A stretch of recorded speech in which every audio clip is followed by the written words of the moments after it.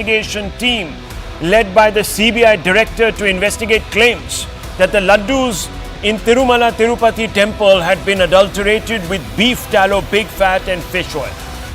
The decision by the Supreme Court is a vindication for those who had gone public with laboratory reports pointing to an alleged foul act of sacrilege that has the potential to shake the belief of crores of Hindus in their religious institutions.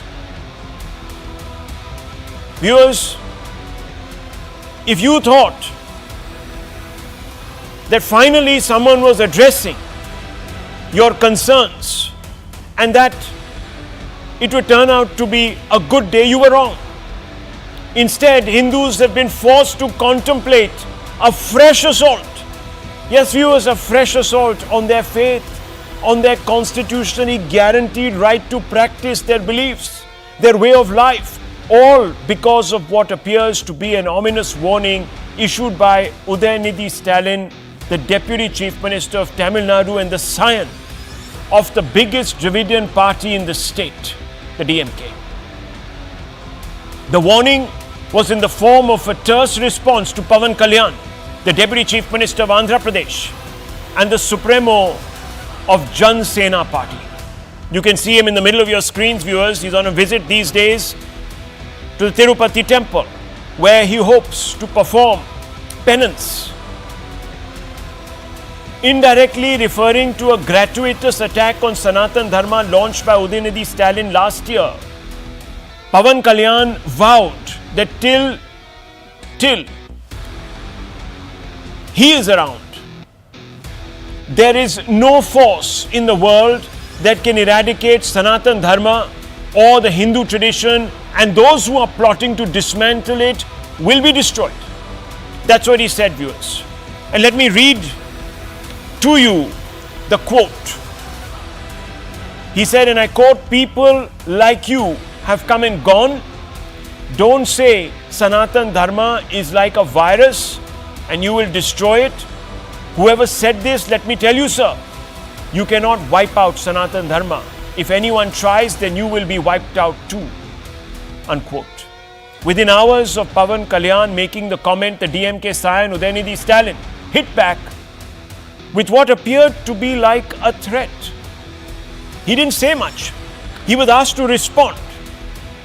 Someone read out the quote of Pawan Kalyan to him, and he said, "Let's wait and see. Let's wait and see." Listen in, viewers. Pawan Kalyan said, Sanatana Dharma cannot be wiped out. Those who said it will be wiped out. Okay, let's wait and see. Let's wait and see. Okay, let's wait and see. Let's wait and see. Let's wait and see, he says, when he was asked, can you respond to the assurance given by Pawan Kalyan that till he's around, Sanatan Dharma will not be wiped out. He said, let's wait and see. Let's wait and see. Let's wait and see. The remark is being construed by many to be a veiled threat because the India bloc has displayed a disturbing anti-Hindu bias in the past. A disregard so strong that it has drawn protests from sections of the Hindu community in the past. Let me walk you through, viewers, some of what has been said by the worthies of the India bloc in the past. I'll remind you of what Udhayanidhi Stalin said. That is what indirectly Pawan Kalyan was referring to. He said, Sanatana, like dengue and malaria, should be eradicated. There's a question, viewers. Would Stalin Jr. dare to say this about any other faith in the country? Think about it. So what makes him say it about the Hindu tradition, about Sanatan Dharma? Viewers, it's simple. Because you're not united. You're divided. He knows no one is going to stand up as one to challenge him. Rahul Gandhi purportedly, and this is another hard fact, refers to the January 22nd Pran Pratishtha of the Ram Temple in Ayodhya as a Nach Gana, a song and dance event, viewers. Would any leader from the Congress ever describe any other faith celebration as a Nach Gana, viewers? No, they won't. They have never. They never will.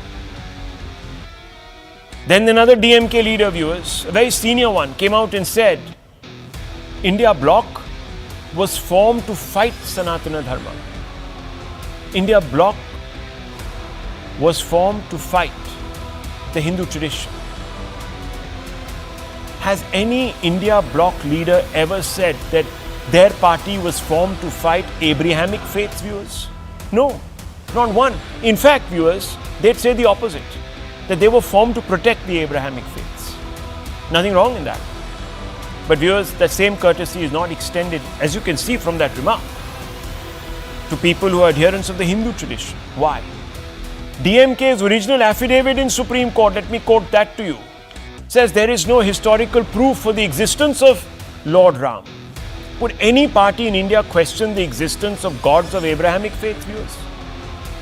I challenge them. They won't. Swami Prasad Maurya, chief of the RSSP at that time, viewers, he was a leading member of the Samajwadi Party, and he said, how can Lakshmi be born with 4 hands? Every child born anywhere in the world has 2 hands, 2 legs, 2 ears, and 2 eyes. And if a child with 8 hands and 10 hands has not been born till now, how can Goddess Lakshmi be born with 4 hands? Unquote. Would any political leader make any remarks to shame the physical attributes of any non-Hindu faith deity, viewers? It's a simple question. Think about it. No, they will never. Chandrasekhar, an RJD MLA, said, quote, I'm often targeted for my remarks on Ramcharitramanas, but I will continue to attack it because it contains potassium cyanide. I'm appalled at too many casteist references in the text, unquote. Would any politician dare to say this about the holy books of the Abrahamic faiths? Some of them also have, viewers, very obscurantist and quite violent quotes and quotations. Firad Hakim, TMC minister, and I quote him, there are unfortunate who are not born in Islam. We have to bring them under the fold of Islam, unquote. Doesn't this confirm that some in the NDA bloc or India bloc are concerned with the dismantling of the Hindu tradition? A few years ago, MIM chief and member of parliament from Hyderabad, Asaduddin Owaisi, had said, and I quote, Muslims will not leave India. We will live, practice our faith and die here. We will not be eliminated, unquote. No one dared to say, quote, let's wait and see, unquote, viewers, like Udhayanidhi Stalin has said. That's because there's thankfully no Islamophobia in India. But Hinduphobia? Well, judging by some statements that I have read out to you, slandering Sanatan Dharma, the deities of the Sanatana tradition, there's no conclusive answer, is there, viewers? There isn't. Ponder this. As I open this up for debate tonight, viewers, let's have a conversation with people who can illuminate us. Let me begin by asking the DMK spokesperson this evening, Mr. Dharanidharan. Thank you for joining me this evening, sir. But I want to ask you, is this statement or few words that were uttered casually by Udhayanidhi Stalin, do they constitute a threat? Threat for what? I don't understand. I think what's the confusion? Okay, the question was very straightforward. The question was that Pawan Kalyan has come out and said, sir, this is what was asked as you heard in that bite. The question was, Pawan Kalyan has said that you cannot wipe out Sanatan Dharma. And your leader says, we'll wait and see. We'll wait and see. What does this mean? Can you explain in the context of the question? That means we'll wait and see who is going to defend it. We'll wait and see if it can't be wiped out. I'm trying to understand. I'm not inferring anything. I'm asking you. I think it's very simple. I'm saying to you, July 1st, 2025, year 2025, it's going to rain in Noida, right? And you say no, I say yes. They don't argue and you say wait and see. What we are trying to say is, we don't want to argue with you. We have our ideology, you have your ideology. That's about it. Let's see what happens. The question was very specific. He could have easily said... I don't know what is it. No, one second. I'll tell you, Mr. Dharanidharan, because had someone turned around and said, do you think Islam will be eliminated in this country? I'm sure he would have perked up and said, no, nothing doing. I'm just asking. No, either I have to speak or you have to speak. Can I speak? Yeah, I was asking a question. I'm not fighting with you. No, we have spoken umpteen number of times. right? Umpteen number of times on Sanatan Dharma. I've clearly said DMK as a party has never been against Hinduism. What Okay. we are against is inequality. Every human being is same birth on birth, Okay. right? Should one human being be discriminated? So we Okay. are only against this aspect of Sanatan Dharma where people are discriminated based on birth. It is there in the Sanatan Dharma version which came in the Hindu Banaras University in 1916. We have also quoted that. DMK party has also quoted that. So DMK as such is not against any religion. You tell me in a state which constitute 80% Hindus, why is DMK being elected elections after elections and BJP is failing to win even a single seat and not even getting note on many constituencies? Why? Aren't there no Hindus in Tamil Nadu? No, because we believe in equality. We do not play politics in the name of religion. The problem with BJP is that they want religion, right? We've seen it in 1940s Germany, what happened, right? That's what they wanted to use, a minority, and pit the majority against the minority. The age-old temple, 100 years old, 200 years old, right? I think people have moved beyond, which is why in 2024 they lost majority, and I don't know 2029 what is going to happen. Can I ask you a question? Can I ask you a question, sir? Can I ask you a counter question? Yeah, You please. said you believe in equality. Yes. The DMK does, right? Can you Yes. tell me if the places of worship of any other faith are controlled by the state? Are any churches or any Islamic religious centers controlled by the state in Tamil Nadu, sir? Yes or no? So first tell me the I'm asking you a question. No. See, I'm not getting into, I'm only asking you questions, sir. No, you answer me. No, you said you believe in equality, so I'm asking you, why is it Yes. that in your state, I'm asking you very What point about blankly, doing? no, What I'm about- asking you, sir, can you allow me to finish? See, I'm not going to Yes. speak over you, sir. I'll only ask you questions. If you don't want to answer them, the audience will judge who is evading the answer and who is asking the pertinent question. Okay, so let me ask you, sir. You said you support equality of all faiths. So I'm asking you, why don't you free Hindu temples from state control? Just like every other religion doesn't have its place of worship under state control. Number one. Number two, sir, why don't you come out and bat openly for the UCC? Why should only Hindu laws, personal laws be codified? Two questions, sir. Can you answer them? Yes, I can. First and foremost, the temples are 1,000 years, 2,000 years old. Who will I give it to? Who are the torchbearers for these temples, right? This whole HRNC came even before the Indian independence, right? Oh, so Came British. The British rule. So you want to continue the British colonial tradition? No, don't put words in my mouth. Okay. I will have to complete, then viewers will decide. Right. I am saying the reason is the temples built 1,000 years before, 2,000 years before by kings, Chera, Cholas, Pandyas. Who is the owner? Who will be the torchbearer? Which is why the government is managing those temples using the revenue. The temples are diligently managed. I'll tell you one thing: the affiliate organization of RSS has said has warned the UP government that your temples are not very well maintained. Learn from Tamil Nadu. It is there on record. I can also show it in Twitter. So the temples in Tamil Nadu are best maintained. We have the highest number of temples per 1 lakh population. Are the temples in Tamil Nadu not properly maintained? Then you question. I'll go another example. Gujarat, where BJP is in power for the last 25 years. I'm not talking about Gujarat. I only asked you about equality. No, let me complete. See, No, let one me- second. Let me speak. See, you are not saying. See, let me complete. 2,000 crores of temple land was given to real estate agents to build malls. You know who went to the court against the Gujarat government? VHP, the affiliate organization of BJP itself. So why is this double standard? Sir, can I The ask you a same- question? You've been only asking me You're questions, talking about double standards. I find that quite hilarious. You said No, who will? yeah, I'll tell you. Let me finish. Who will control these temples? You're saying who should we give it to? Well, sir, the Muslims in the state of Tamil Nadu run their own religious sites. Why can't you Hindus are just give running them it on their back? own, boss. Hindus are running it on their own. Sir, please don't. So you don't have an HRNC Act. I have my friend Anand Ranganathan. We know his ideology. You have two BJP spokespersons. Amazing. Now you're And going then to start one getting DMK. into. Oh Now my you're going to God. start getting What into will that. viewers think? Now You you're are not going to letting start me- getting into that, sir. I also have not getting into YRCP. that. I You have are YRCP viewers. here. I have YRCP here. There are two opposition people, and there are two BJP people. That's equal. And See, Dr. 70% Ranganathan is neutral. He has a point of view, just like any one of us.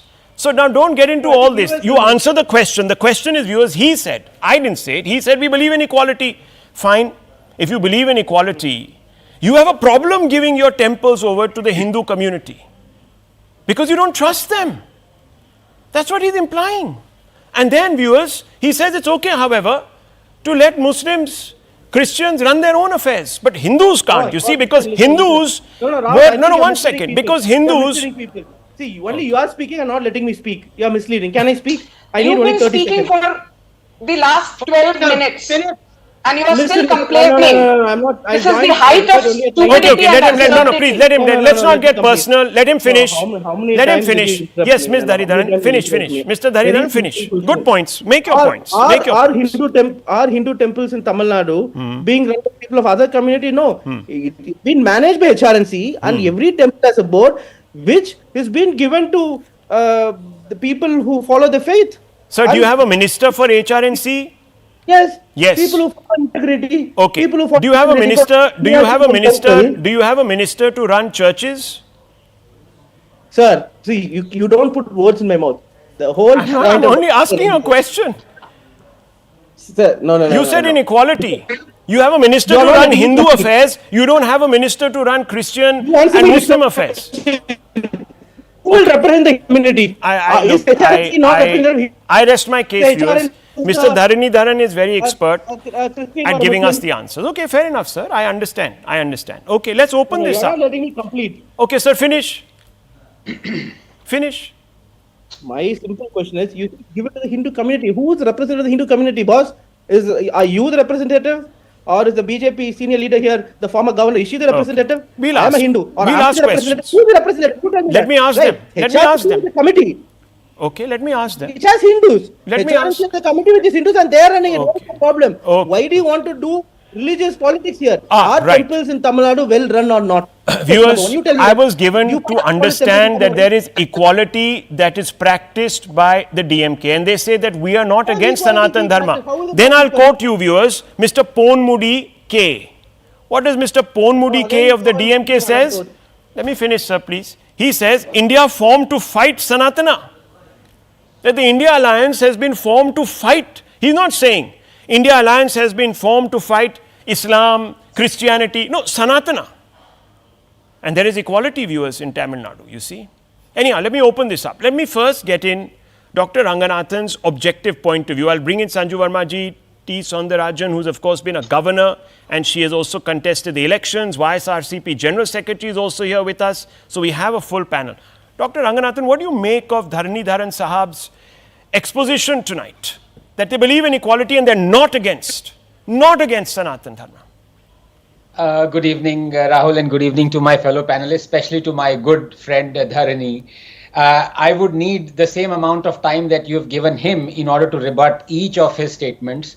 But given that we don't have that much time and I want to say what I want to say, Okay. I'll just finish by saying that in the Madras High Court, it was the Tamil Nadu government that brought out an affidavit saying that 11,999 temples in Tamil Nadu don't even have enough money to conduct a daily puja and light a lamp. This is the Tamil Nadu government saying it. For him to say that Tamil Nadu temples are being run perfectly, he only needs to talk to Mr. T.R. Ramesh, who's an activist, who says that 6,000 crores should be the revenue from the temple land in Tamil Nadu, and Tamil Nadu government gets 58 crores, not even 1%. But let's not go there. Look, I want to concentrate on this topic because it's very important and I have something to say to this. Dharaniji, I didn't interrupt you. You talk for 10 minutes. Please. Thank you. Rahul, can I please continue? Of course, sir. Please go ahead. Thank you. Look, the bottom line is this. I need to be blunt here because enough is enough. If we want to save India, we have to save Hinduism. Pawan Kalyan is fighting to save Hinduism. But Rahul, he is fighting a losing battle because he is fighting alone with his hand tied behind his back. And Udhayanidhi Stalin knows this. Yes, he does. His let's wait and see remark is more perceptive than it is ominous. He knows the truth that we aren't even thinking of dismantling the constitutional apartheid against Hindus through the many acts, articles and judgments. Truth is, India is emblematic of the hypocrisy, virtue signaling, cowardly stance and double standards of each of our 4 pillars of democracy, including and especially the judiciary. Let me address them one by one because it's very important. Number one, hypocrisy. Rahul, if you were to ask me the textbook definition of a banana republic, I would say that it is a republic where the Supreme Court stays silent on blatant violation of its own order. It has been more than a year since Udhayanidhi Stalin wanted to eradicate Sanatan Dharma. A year since the Tamil Nadu government has been in direct contempt of the Supreme Court order of 2023 that said the state should immediately file cases on instances of hate speech. And yet, nothing has been done either by the state or the Supreme Court. I can only infer that eradication of Hinduism, comparing it to dreadful incurable diseases, calling it a menace upon the world, is not construed as hate speech by the Supreme Court. In which case, it begs the question, why did it then so ruthlessly come down on Nupur Sharma for merely quoting Islamic scriptures and infer it to be hate speech? If this is not hypocrisy and double standards, I don't know what is. Number two, virtue signaling. The Sabrimala judgment, the animal sacrifice ban, the Dahi Handi restriction, Vedic chanting in mountains. How many examples do you need where rituals of Sanatan Dharma have been selectively targeted in the name of reforms? And when it comes to Islam, we fall over each other to overturn even Supreme Court verdicts like the Shah Bano case. Number three, cowardly stands. There already is an ideology that specifically and unambiguously directs the followers to kill, maim, and convert non-believers and all those who profess other ideologies. But does the court have the courage to ban this ideology? Four, double standards. The court says that free speech does not include hate speech. Well, who decides what is hate speech? Polytheists are the worst of creatures, 98.6. Is this hate speech? Do not take disbelievers as friends unless they convert and kill them if they refuse 489. Is this hate speech? Quote, it is not enough that we merely oppose Judaism. We should eradicate Judaism like we eradicate malaria and corona, unquote. Now I ask you, Rahul, is this statement not anti-Semitic? You'll be in fact arrested in 16 nations for saying this. But replace Judaism with Sanatan Dharma and you not only escape arrest, you celebrate the bigotry unabashedly. Rahul, Udhayanidhi Stalin uttered a shockingly anti-Hindu, anti-Hinduism statement and his subsequent clarification was utterly devoid of truth. If a BJP minister had said what Stalin did about another religion, there'll be a civil war by now. But Hindus are easy to abuse. They don't behead transgressors. Number five, finally, being a Darwinian atheist, I have no skin in the game. But this much I know, Rahul. Hinduism has survived 8 millennia because it imbibes the scientific virtues of diversity, empathy, independent thought and reform. In Hinduism, religion is an offshoot of the way of life, while in Abrahamic ideologies, way of life is an offshoot of religion. It follows that if former is less shackled by rigidity or by rules and diktats, so is more mutatable, celebrating diversity as followers. Just 10 seconds. As always, the source, the fountainhead dictates the mutability and eagerness to change. In Hinduism, there are sects that promote and celebrate atheism, charvaks. There are sects that reject Vedas altogether, Lingayat. Yes. How gloriously ironical is that? Rejecting your holy scriptures and yet being proud Hindus. Just 10 seconds. Can this happen in any other religion? Hinduism is an all-accepting, all-questioning idea. Let me be clear. 10 seconds. If we want to save India, as I said, we have to save Hinduism. But for how long can Pawan Kalyan fight alone, hands tied? For how long? Okay, so viewers, look, another example of hypocrisy is Jallikattu was regulated, for example, by the courts. Now, are we, and what was the grounds? Cruelty to animals, right? Cruelty to animals, viewers. Are we saying that animals are not slaughtered on particular days of the year by the adherents of another faith, and doesn't that amount to cruelty, sir? Just a question. That's another example of glaring hypocrisy. But Ms. Soundarajan, I want to ask you this question tonight. You see, Mr. Udhayanidhi has said that, look, we are a majority Hindu state. And if indeed the DMK was letting down the Hindu cause, if they were against Hindus, etc., why is it that they're getting elected? Why is it that the BJP didn't make headway, even though it raised these issues? So how would you respond to Mr. Udhayanidhi on this question? First of all, I want to mention here, the DMK spokesperson told they were not against Hindus. But I can boldly say they are against Hindus. One thing, the chief minister will wish for the celebrations of all the other religions. But he won't wish for Deepavali, Vinayagar Chaturthi or Krishna Jayanti. So I openly say very strongly they are anti-Hindus. And another thing, the chief minister will attend all the other religious programs, whether it is Christmas, whether it is Iftar, but he has not visited any temple. So they are anti-Hindus, and they say, because when this, when we put tilak, their former leaders say, is it bleeding in the forehead? These are the things they constantly, continuously insulting the Hindu sentiments. though they are anti-Hindu. That I can say. One Okay. thing. Second, as you asked, Hmm. the decision is not only on the sentiments, because the DMK is a stronger party. They have a long history of 75 years, and they have a double standard. They say they won't be practicing Sanatan, but all their candidates will be filing the nominations only on the auspicious time. They are competing for the auspicious time. Then I openly challenge them. Is any of their candidate nominated the nomination in an unauspicious time? So they have a double standard, but that should be exposed. No, but why are they getting support? Why do they keep winning? No, That's the question. The support is not only because of the sentiments, because they have a stronger base, they are stronger party, but now the scenario is changing. Now, during the recent parliament elections, we have attained the second position, and we are much elevated as a stronger party. Okay, well, but that is not the only deciding factor in Tamil Nadu. Okay. That is not that arrogance only. Okay, religion is not the deciding factor. Okay, fair enough. I can understand that. I can understand that. Let's bring in the BJP spokesperson, the national spokesperson, also YSRCP General Secretary. Let me bring them in, Mr. Udhayanidhi. Give me 10 minutes so that I can bring the other two people in. They've also taken out time. Very busy day they've also had. Now, very quickly, I want to ask you, Sanju Verma, because, Mr. Satish Reddy is here with us.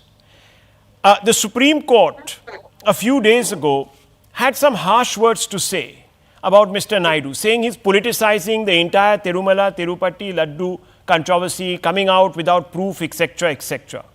Today, of course, it is ordered an SIT, which I think is a vindication, really, for the state government. But nonetheless, doesn't matter what I say, I just want to ask you, who is playing politics on this issue? Because that's the charge. Someone is playing politics. Is the BJP, etc., playing politics on the issue? Because this is what Mr. Reddy's boss today, Jagan Reddy, has come out and said. Rahul, I have a grouse against you. Okay. The moment you come to the BJP, you say Sanju Verma very quickly. I, without wanting to be offensive, have this to say to you. If you call the BJP, give us time. You get me into the debate after a good 30 minutes and your first sentences, please can you quickly say this? I mean, you have people whom you give 10, 12, 30 minutes. I have nothing against the DMK, much less anything against Mr. Ranganathan, who's very eloquent, but either call me and give me my time or don't call me and waste my time. It's as simple as that. Now, let me make a few points because I know you will cut me barely when I'm 2 minutes into what I'm saying by saying that, I have to close and get on to another topic. You do this repeatedly for reasons best known to you. Let me make one point very, very clear. Udhayanidhi Stalin went to the Supreme Court saying his fundamental rights under Article 32 have been violated. And look at the audacity of this Deputy Chief Minister of Tamil Nadu, who says that if given a chance, he would repeat what he said about Sanatan Dharma. So there was no element of remorse, there was no element of regret, not even shedding crocodile tears while comparing Sanatan Dharma to dengue, malaria, rabies, COVID, what have you. My simple point is only this. Each time Udhayanidhi Stalin or the DMK have been asked as to why are you training your guns on Sanatan Dharma alone? Why not on other Abrahamic faiths? Why not on Islam? Why not on Jainism? Why not on Buddhism? Their simple response has been this. We are not against Sanatan Dharma per se. We are against the caste hierarchy within Hinduism because we believe in equality.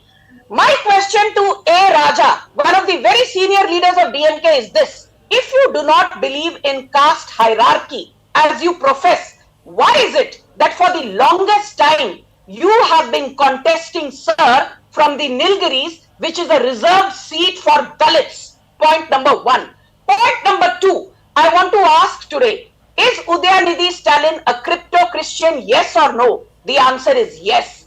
Is Senthil Balaji a crypto-Christian, yes or no? The answer is yes. Is YS, you did not hear me interrupting you. Now please shut up. Let me finish. 1 second. I will not have 1 second. Sanju Verma, 1 second. Mr. Udhayanidhi, you can respond to her, please. You can respond to her. She's making allegations. You can respond to her. She'll claim that she has facts. So you can respond to her. I'm not going to stop you. Please.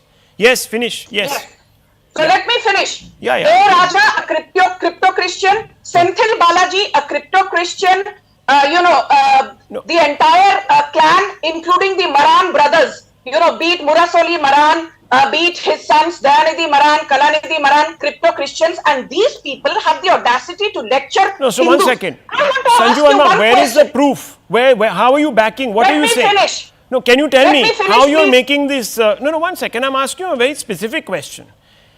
You're saying that they're crypto Christians. You said yes, they are. How are you presuming this? What is the proof? So I can then ask Mr. Dharanidharan to respond to that.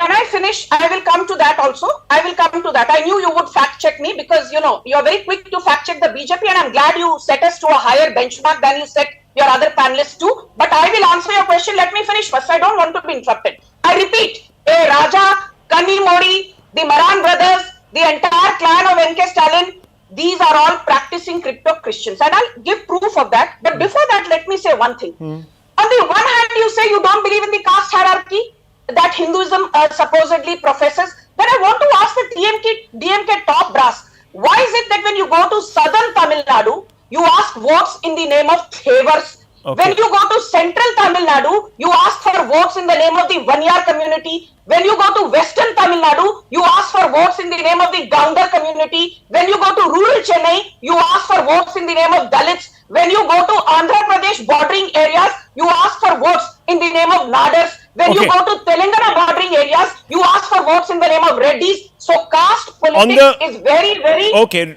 much at the core of the On the DNA Christian, of the on the DMK. crypto Christian, what's the proof? Crypto Christian debate, let me tell you this. Yes. A little over a year back, on CNN, the anchor was somebody different, but the panelist from DMK was Mr. Dharanidharan, where he has admitted when I questioned him that yes, these are crypto Christians and they are not practicing Hindus. He's the official spokesperson of DMK who's on record saying What's as his much. name? You don't need more proof than that. What was his name? Let him deny what, What he was said to what me was on the name? another day. What was the name? What was the name? Do you remember the name? Do you remember the name? Sanju Verma, do you remember his name? Whose name? The spokesperson. Whose name do I remember? The DMK I'm telling you, spokesperson. it was this spokesperson, Mr. Okay. Dharanidharan. Okay, Mr. Dharanidharan, she's It was accusing you. exactly the same spokesperson. I think if Sanjay Dharanidharan was on a debate with me, and Okay. I asked him this, and Respond. he admitted as much. She said you admitted. Verma is hallucinating. I can't. See, I'm not someone No, who can you're find. not hallucinating. Okay, fine. Look, we You will are not able to admit. let me because bring you in lost the house. let me bring in Mr. Reddy. He's raising his hand. Let me bring in Mr. Reddy. Let me bring in Mr. Let Reddy. me complete. Let me complete. Yeah, okay. Last point in time. Very quickly, 1 second, Sanju Verma, let him respond. Answer Yes. for hallucinations. And last debate 1 year back, she confused with Mr. Raja and in Kerala with Mr. Raja and DMK. That's her ignorance. And having said, I suspect Sanju Verma. What's the response, Mr. Dharanidharan, to the question, the pointed question? What's your response?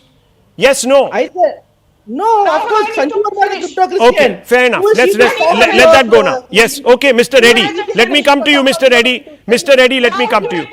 No, 1 second now. I'll come back to you, please. Hindus mandated BJP to talk on behalf of Okay. Please take 10 seconds more. What for? What do you want 10 seconds more for? What is the 10 seconds more? Please tell me. Only one more Yes. question. Rahul, Yes. I have only one question for Sanju Verma. Yeah. Only one question. You Why didn't is answer that- mine in any So the case. 10 seconds is only reserved You didn't for answer two my panelists. questions in any case. 1 second, 1 second. I want to bring in Mr. Reddy. Please, let's show some respect for Mr. Reddy. He's also taken time out. Please. Mr. Reddy, I want to ask you, sir. The Supreme Court today has not rejected the plea. In fact, they are going ahead with a probe, prima facie, to assuage the sentiments of millions and crores of Hindus. This is a vindication for Mr. Naidu. Please go through the comments made by the Supreme Court, Honorable Supreme Court, and whatever comments that you have raised in your channel also, everything is indicating that Supreme Court has very categorically stated, don't bring religion and deities into politics.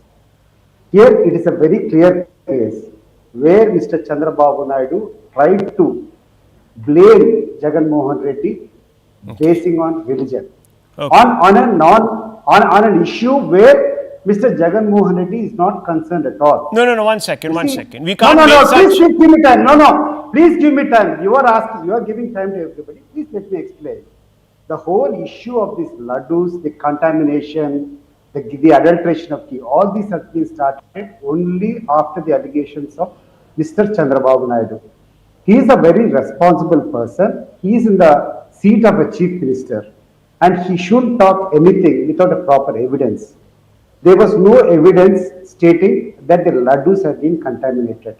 There was only one issue where there was a statement by the executive officer that 2 tankers of ghee was rejected, telling that there was some vegetable fat in that. Yes. So basing on that, all the religious channels, all these other people try to blame Jagan Mohan Reddy for no fault of his. Okay. This is very bad. That is why, no, please listen. Give me some time. Don't lambaste me like this, and don't try to bulldoze me. Now, when there is a debate, please give me fair time. All these days you were trying to blame Jagan Mohan Reddy on this ghee issue. How is Jagan Mohan Reddy concerned with the supplies of ghee to TTD? When was the ghee supplied? The ghee was supplied on June 12th when he was not chief minister or when he was not in power. Mr. Chandrababu Naidu was in power. So how can you blame Mr. Jagan Mohan Reddy for this? Secondly, how can Chandrababu Naidu hurt the feelings of Hindus by telling that pig fallow one second. No. On this point. One second. This matter is sub judice, please. 1 second, please. This matter is sub judice. Now there is going to be an inquiry into precisely these questions that Mr. Reddy is raising, and he's right. 1 minute, please. And he's very right about one issue, viewers, that the Supreme Court did pull up Mr. Naidu for jumping the gun. Now, why he did so, he'll have to respond, and he will perhaps hope that the investigation will vindicate him. As of now, viewers, you see, I don't want to continue down this route because this is a matter which is sub judice, and none of us want to prejudice. Now, 1 second, Mr. Reddy, you please appreciate. Even the Supreme Court has said, let's not bring politics into it. I don't want anyone to get influenced, especially on that team, if they're listening to TV debates, etc., etc. So let's draw a line here. Viewers, the fact of the matter is that there is a concern amongst a huge number of Hindus. Yes, ma'am. 10 seconds. Thank you so much. Rahul, I have to say this to you. You know, apart from the debate that Mr. Dharnidharan and me were engaged in over a year back, there is a statement in December 2022. I'm quoting from an article of OP India, and Udhayanidhi Stalin has been quoted. I am proud to call myself a Christian. All the Sanghis today will be burning. He said this during addressing a gathering at Chennai's Harbour constituency, where he said, because I am somebody who's a practicing Christian, I am happy to say that I denounce Hinduism. Okay. And I really don't care what the Sanghis think about me. Okay, this what's the is source? What he has said in What the is the public source? domain. What is the source, ma'am, This you is mentioned? This is an article which has appeared in December 2022 in OP India, where they've quoted Udhayanidhi Stalin ad verbatim from his speech given at Chennai's Harbour constituency. Okay, OP India. Okay, 1 second. Viewers, okay, fine. 1 second. Viewers, look. I'm not really interested in who's a crypto-Christian and who's not. The point here is, viewers, no, 1 second, please. The debate is something different. It's really about 1 second. People can be, we've been run, this country has been run by people who have been Sikhs, and they have done a fairly fair job of running this country. We've had presidents from different traditions and faiths. We've had chief ministers from different traditions and faiths. It's not about that, viewers. It's not about whether a S class person or a Y class person or a Z class person can run a country if their denomination is X, Y or Z. No, viewers, it's not about that. This is about a concern amongst Hindus that there is something a little awry about the manner in which they are being treated in this country. That's really the concern. Are they getting a fair deal? You've heard the points of view, viewers. You also heard my introduction. I want to move on because it's a very important story coming up. It's a development replete with profound implications for regional peace. The Ministry of External Affairs has confirmed that Minister Jaishankar will be travelling to Pakistan for the SCO Head of Government Summit meet mid-October. That's in just about 10 days. The last time an Indian foreign minister visited Pakistan was in 2015. No foreign minister from India has visited Pakistan after the late Sushma Swaraj because Pakistan embarked on a series of bloody cross-border strikes led by its proxies. Ties have been strained ever since. Indeed, Jaishankar's visit will take place at a time when India and Pakistan ties are in deep freeze thanks to Pakistan's intractability over turning off the terror tap. In fact, just the other day, Jaishankar called out Pakistan over cross-border terrorism at the United Nations General Assembly. He said, quote, many countries get left behind due to circumstances beyond their control, but some make conscious choices with disastrous consequences. A premier example is our neighbor Pakistan. When this polity instills such fanaticism amongst its people, its GDP can only be measured in terms of radicalization and its exports in the form of terrorism. Today we see the ills it sought to visit on others consume its own society. It can't blame the world. This is only karma, unquote. Now, the statement was strong and characteristic of the hard stance taken by India against Pakistan in recent past. We've had Narendra Modi talk about it. We've had the defense minister attack Pakistan. We've had the home minister Amit Shah attack Pakistan. The relationship is not good. So, viewers, some political parties like the National Conference are criticizing the Modi government. A few weeks ago, the NC had announced in its manifesto it favoured thawing ties with Pakistan. The NC stand was heavily criticized by the BJP. Now the MEA is deciding to sort of interlocute in some ways. Is this wise? Should this be done? Is this the right time? Let's open this up, viewers, for an interesting conversation with some of our esteemed panelists tonight. We have with us former Foreign Secretary, Mr. Sibal. Mr. Kamal Sibal, it's a simple and straightforward question to you. What do we expect from this visit? Should we even have sent someone of the seniority of the minister? Maybe we could have sent a junior minister or perhaps a secretary level official. Maybe we shouldn't have given the engagement such a high status, let's put it that way. What do you think of these remarks? A few things. One is that this is a meeting at the heads of government level, which means prime ministers of most countries. But we had taken a decision when we joined the SCO that our participation would only be at the heads of state meeting, where the presidents of the various countries like China and US and Russia are present. Now, at a heads of government meeting where there'll be prime ministers from Central Asian countries, if we send a very junior person, the secretary, or even the MOS, I don't think it's a good signal to Central Asians, especially. The Prime Minister of China should be there and the Prime Minister of Russia should be there. So it's not a good signal to them. Secondly, we have to be clear in our mind why we are members of the SCO. Now, if we are members of the SCO, then we should actually obey some of the disciplines of the SCO. We shouldn't give a signal at the same time that we are not deeply involved or interested in SCO. Thirdly, it was clear when India and Pakistan joined the SCO, it was made clear that bilateral issues between India and Pakistan will not be raised in the SCO meetings. Now, if India had decided to stay away altogether, or for that matter, send a very low-level representation, it would have meant that we are introducing our bilateral problems in the SCO, which we had committed ourselves and Pakistan to in not doing. This is also not a good signal. Number 4, as you rightly said, our foreign minister made very hard statements in response to what Nawaz Sharif said, which apart from the usual line he takes about amalgamating what is happening in Palestine with the Kashmir problem, we went for the first time I heard him use a new formula that India's policy in Kashmir is like of the colonial settler. It's a colonial settlers approach.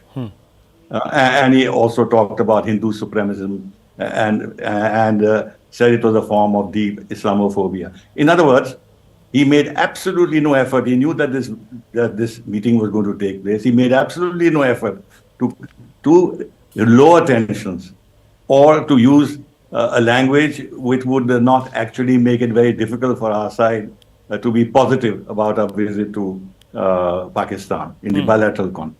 He didn't do that. Then, of course, they have started promoting terrorism in Jammu and Kashmir. Now they invited Zakir Naik just before the SCO meeting, knowing that we want to extradite him, and he's got criminal charges against him in our country. Now, what will happen is that foreign minister will go, he'll participate in the meeting, he will say what he has to say, he'll make a strong pitch on terrorism. We have always done that in SCO meetings against terrorism. He will do that and he'll come away. And that's it. We would have fulfilled our obligations towards SCO. We would not have allowed our bilateral relations with Pakistan beyond a certain point to color our participation in the SCO. And by not having any bilateral discussions there, we would also be satisfying all those in India that are not happy that we should try and re-engage Pakistan. So it will also be a kind of a gesture to them or a signal to them that we are steadfast in terms of not having a dialogue with Pakistan unless they eschew totally their involvement in terrorism against India. So I think, to my mind, I don't think it's a bad decision. Okay, Mr. Chileni, should Jaishankar use this forum for some plain hard talk, or does he not have the elbow room?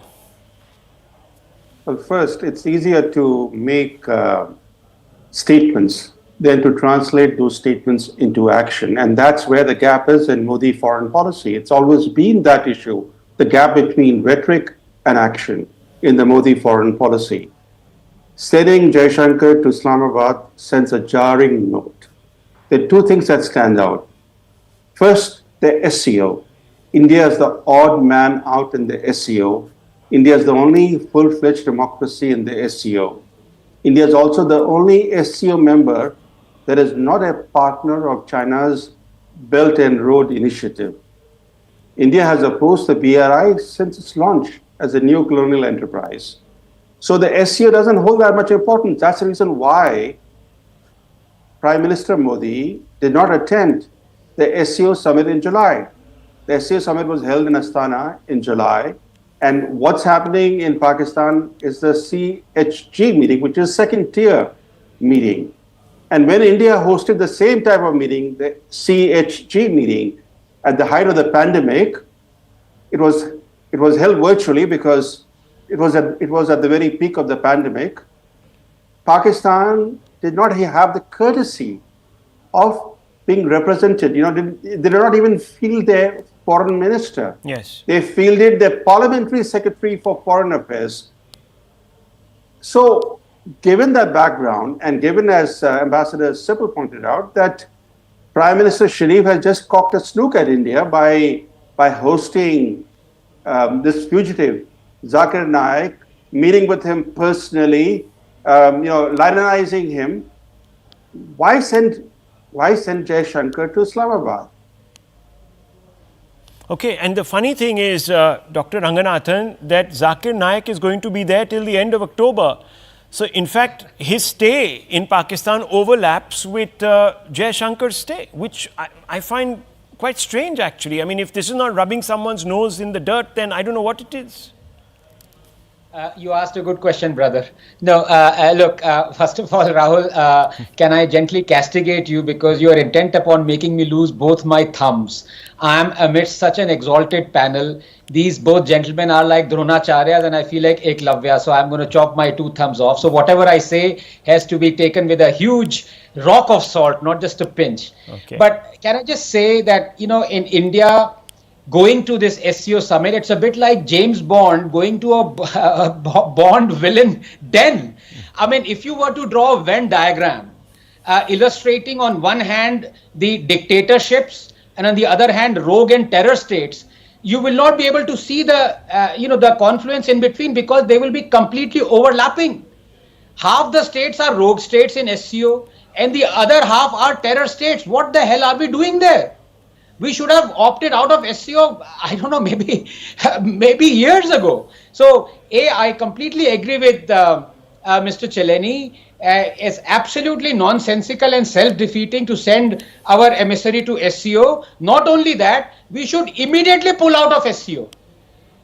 Okay, Mr. Sibal, how do you respond to this sort of cynicism of the SCO itself? Forget about going to Pakistan. Well, I think, we have to have a very astute, balanced foreign policy.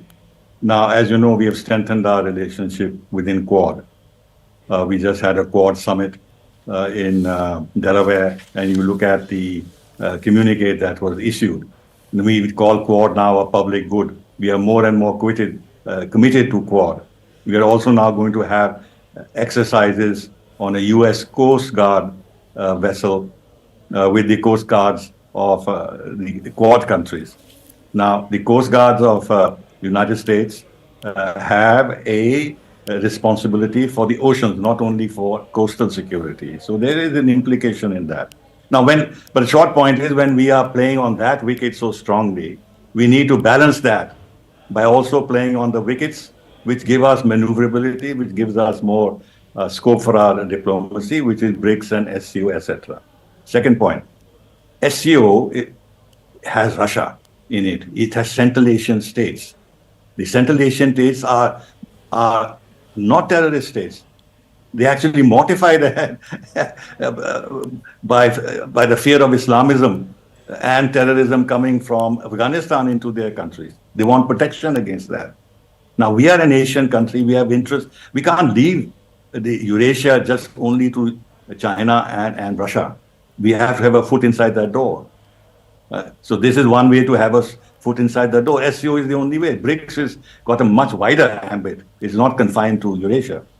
So that's another reason why we must be in the SCO, even though I recognize there are some contradictions and we are the odd country out, given the complexion of the other states. And then Russia had played a big role. I was ambassador at that time in actually opening the doors of SCO membership to us. China was opposing it. China said, we will not allow India to come in unless Pakistan also is included. So this went on and on and on until 2017, when it was decided to invite both India and Pakistan on condition that they will not bring into the forum their bilateral issues.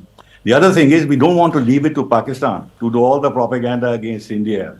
Within the SCO, within the Central Asian states, most of them are Islamic states, if we are absent from the forum. So we need to be there also because of that reason. So there are a variety of reasons, though I recognize the larger point that we might seem to be an odd person out, but then we have a certain role in Asia, we have a certain global role. Well, okay, let me bring in Mr. Chileni on that point. Very quickly, Mr. Chileni, look, I mean, the Americans do business with everybody.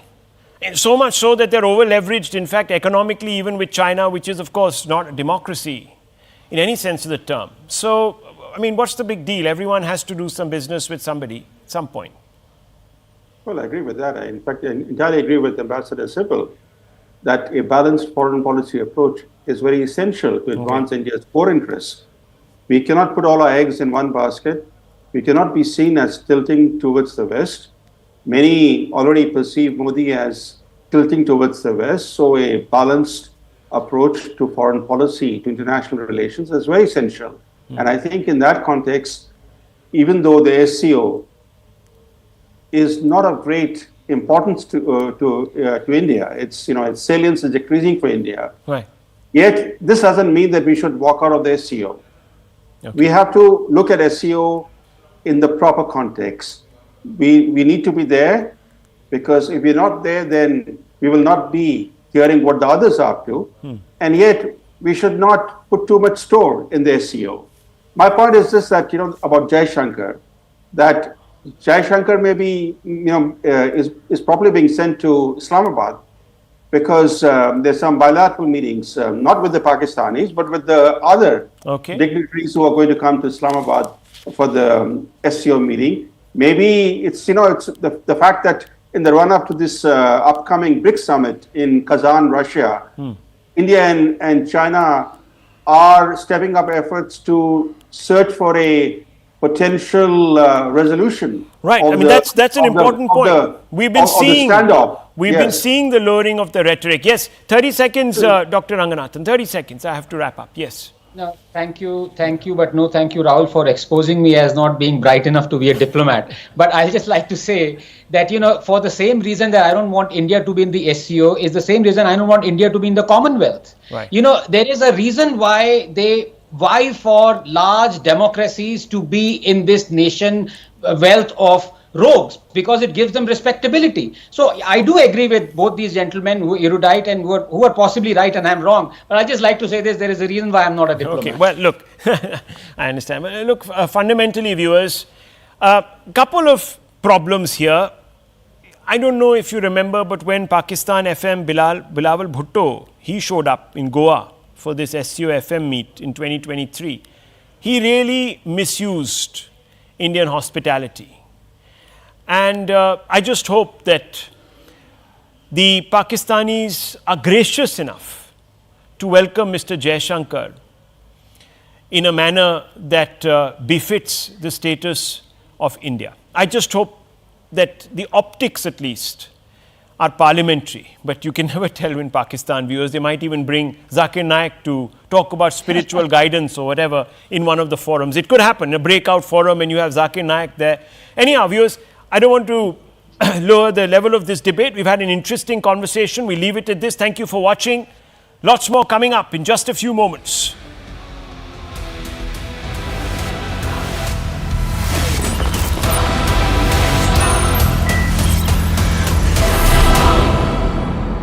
जब Hind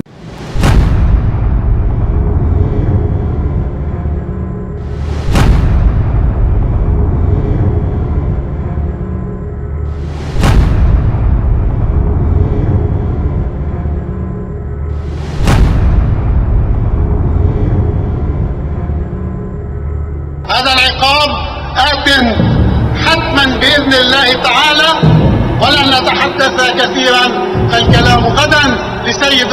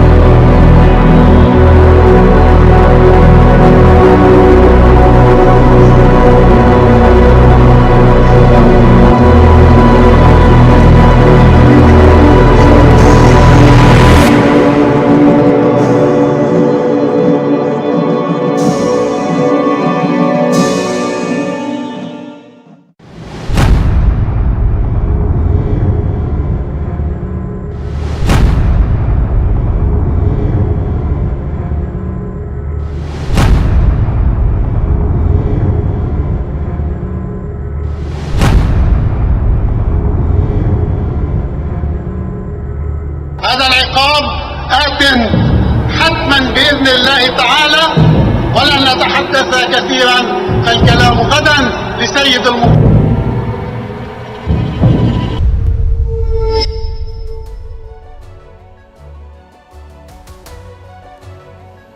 Hello, Namaskar. This is First Post and you're watching Vantage with me, Palki Sharma.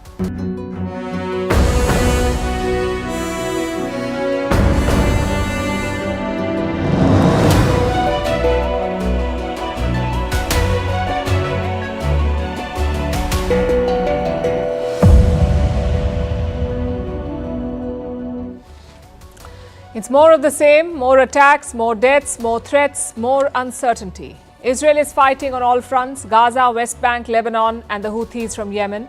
It is also gearing up to attack Iran. But where will it strike? Nuclear, oil or military facilities of Iran? US President Joe Biden has made a revelation. Meanwhile, in Tehran, Ayatollah Khamenei made a rare appearance to address the Friday prayers and deliver a message to his people and his adversaries. The rest of the world is bracing for impact. Oil prices are going up, stock markets are falling. What would an escalation mean for India politically and economically? We'll discuss